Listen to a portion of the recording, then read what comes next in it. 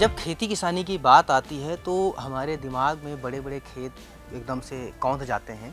लेकिन अब समय बदल रहा है, लोग जागरूक हुए हैं और शहरों में भी लोग अपनी छतों पे, अपने टेरेस पे, अपने बालकनी में खेती करना चाहते हैं, सब्जियां उगाना चाहते हैं। तो उनके लिए ये बहुत ही महत्वपूर्ण वीडियो है।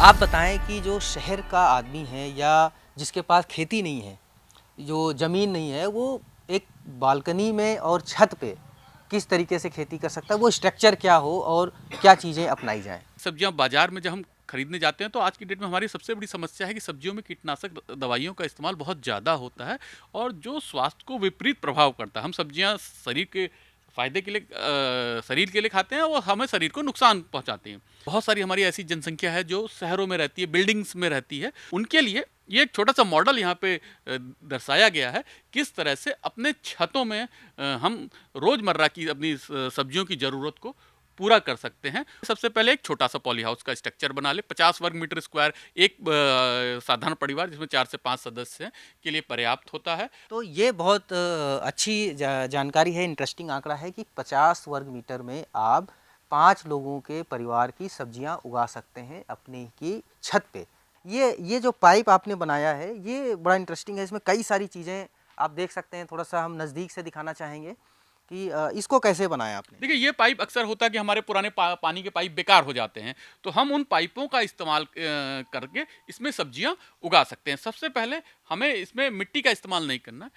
हम कोशिश करेंगे कि कोकोपीट, कोको नारियल की जो रेसे की खाद आती है उसको ले आएं और वर्मी कंपोस्ट जो केचुए की खाद है इसका मिश्रण हम बनाएं और उसमें हम बैग्स में उन मिश्रण को भर के उसमें हम सब्जियां लगाएं। साथ ही साथ सब्जियों की जो न्यूट्रिएंट की रिक्वायरमेंट है, खाद पानी की रिक्वायरमेंट, उसके लिए हम पानी में जो घुलने वाले पोषक तत्व हैं उनका हम इस्तेमाल करें और माइक्रो न्यूट्रिएंट का छिड़काव भी कर सकते हैं ताकि पौधे को जो रिक्वायरमेंट है पोषक तत्वों की वो पूरी की जा सके। और जैसे टमाटर का पौधा है, शिमला मिर्च का पौधा है, इसको हम रस्सियों के सारे ऊपर की ओर सपोर्ट करें तो ताकि ये जैसे कि डॉक्टर साहब मैं देख रहा हूँ शिमला मिर्च है, ये आपने ग्रो बैग्स में लगा रखे हैं। शिमला मिर्च के साथ क्या है कि जो हम पौधा लगाएंगे तो हमें इसको रस्सी के सारे ऊपर चढ़ाना है। पाइप में लेट्यूस लगा है। अच्छा, ये पाइप में ये लेट्यूस लेट्यूस लगा काफ़ी महंगा होता है और सैलेड में यूज़ किया जाता है। और इस पाइप में हम लेट्यूस उगा सकते हैं और इस तरह से जरूरी नहीं है हम पाइप को काट के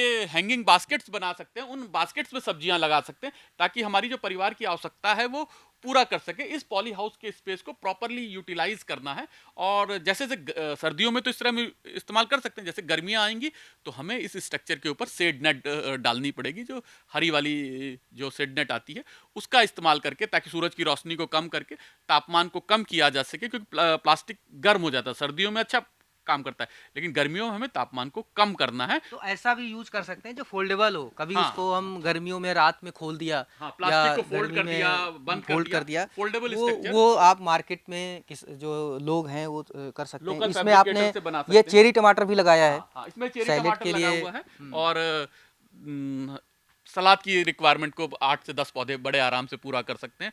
15-20 पौधे टमाटर के तो लगा लीजिए। ये तो हमें लग रहा है कि ये तो मोहल्ले को खिला देंगे हाँ हाँ पूरा। हाँ, ये रोज 2 टमाटर चाहिए तो आप 5 पौधे लगा हाँ, सकते हैं। कितनी आपको जरूरत होनी है तो उस हिसाब से आप उसको मैनेज कर सकते हैं। जिन सब्जियों को ज़्यादा जगह चाहिए होती है उसमें हम मानते हैं कि आलू, प्याज, इन तरह की सब्जियों को ज़्यादा जगह की आवश्यकता होती है, तो इनको हम अवॉइड करते हैं, इनको हम बाज़ार से खरीद सकते हैं। लेकिन जो नॉर्मल सब्जियां हैं, टमाटर है, खीरा है, बैगन है, फूल गोभी है, बंद गोभी है, इसको हम बड़े आराम से इसकी खेती कर तो सकते हैं। ये जो है इसको इसको कैसे बनाया, ये तो कम जगह ले रहा है, तो मल्टी लेयर फार्मिंग ऐसा ये हो गया। मल्टी लेयर फार्मिंग का एक कंसेप्ट है। इस तरह के स्ट्रक्चर्स आप बना अच्छा। के टांग सकते हैं। इसमें आप धनिया मेथी मूली, धनिया मेथी पालक लगा सकते हैं और इस तरह के जो हमारे पाइप होते हैं जिनको हम अक्सर यूज करते हैं पानी में, जब वो खराब हो जाते हैं तो उनको हम काट सकते हैं। काट के आप हाँ ऐसे लोहे के उस पे रख सकते हैं। हाँ तो ये मतलब ये तो काफी दिन तक चलता हाँ, ये रहेगा। काफी दिन चलता रहेगा और एक हमारी लेयर तैयार होगी तो दूसरे में उपलब्ध होगी, तो इसलिए हमारा रोटेशन बना रहता है कि हमें क्या इसमें चाहिए। इसमें धनिया है, पुदीना है या इस तरह की चीजें, लेट्यूस है। लेट्यूस है और पालक है, ये सारी चीजें लगाई जा सकती जी। हैं। ये क्या है डॉक्टर साहब, इसमें तो बहुत छोटी छोटी गांठें जैसी दिख रही हैं। ये बंद गोभी की तरह का पौधा है और अच्छा। इसमें छोटे छोटे ये छोटा बंद गोभी है। छोटे-छोटे अपने बंद गोभी। दर्शकों को मैं दिखाना चाहूंगा, ये एक मैंने इससे थोड़े और बड़े तोड़ा बनेंगे है। ये। और डॉक्टर साहब का कहना है कि ये थोड़ा बड़ा होगा, इसको बॉईल करके और इसको सैलेड में हम यूज कर कट सकते करके हैं। इसको खाया जा सकता है। हाँ, इसको ऐसे भी खा सकते हाँ, हैं। इसको भी खा सकते हैं। हाँ, ये है भी मतलब हाँ, परत जैसा। सॉलिड है। और हम्म। ये भारत में ये नई सब्जी है। इसकी डिमांड होटलों में काफ़ी डिमांड रहती है, ब्रुसेल्स स्प्राउट की। तो ये भी हमारे किसान भाई इसको उगा सकते हैं। डॉक्टर साहब ने बहुत अच्छी जानकारी दी। मुझे लगता है कि इस वीडियो को देखने के बाद काफ़ी लोग प्रभावित होंगे और इसको अपने घर में ट्राई ज़रूर करेंगे और पुरानी चीज़ों को यूज़ करेंगे, रिसाइकिल करेंगे। तो ये अगर वीडियो पसंद आया हो तो आप इसे लाइक और शेयर ज़रूर करें। देखते रहिए गांव जंक्शन।